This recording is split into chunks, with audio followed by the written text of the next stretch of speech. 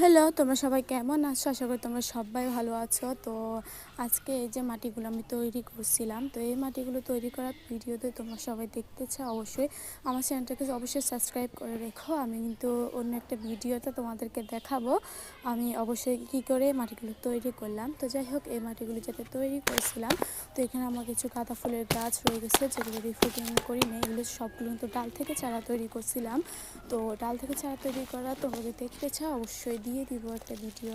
তো যাই হোক, এদিকে দেখতে পাচ্ছো এটা নিচে এতগুলো পরিমাপের একদম পুরো শিকড় দিয়ে ভরে গিয়েছে আর কি। তো যাই হোক, এগুলো আমি সবগুলোকে একসাথে করে কিন্তু গালিয়ে দিলাম। তো এগুলো নিচে দেখলাম যে খুবই সুন্দরভাবে কিন্তু সব শিকড় হয়ে গেছে আর গাছটা খুবই হেলদি আছে।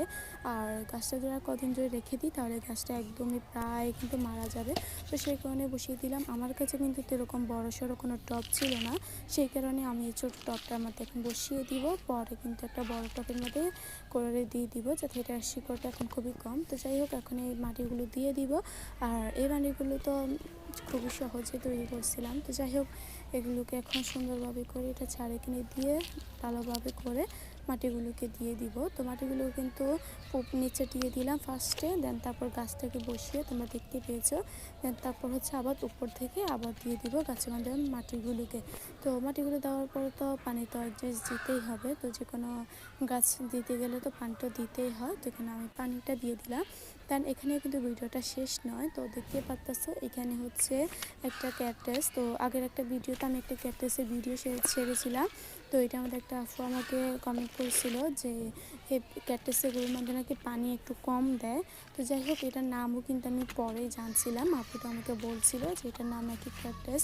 তো আগে কিন্তু এটার নামটা আমি জানতাম না, অল্প অল্প জানতাম, তাও একদম শিওর ছিলাম না। তো যাই হোক, তার জন্য আমি একদমই নার্ভাস ছিলাম আর কি।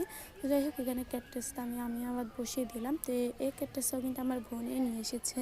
তো যাই হোক, এটাকে আবার সুন্দর করে বসিয়ে দিলাম আর এই মাটিটার মাধ্যমে কিন্তু বসিয়েছি। তা ক্যাকটাস কিন্তু বালি মাটির মধ্যে একটু বেশি ভালো হয় আর কি, যেতটুকু পরিমাপে আমি জানি।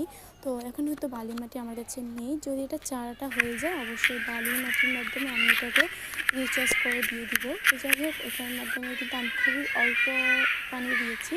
আর যে কোনো গাছ লাগাতে গেলে কিন্তু পানি দিতেই হয়, সেখানে আমি অল্প করে পানি দিয়েছি। আর এই মাটিগুলো তৈরি করা তোমরা যদি দেখতে চাও অবশ্যই চ্যানেলটাকে সাবস্ক্রাইব করে দিই। আর বলি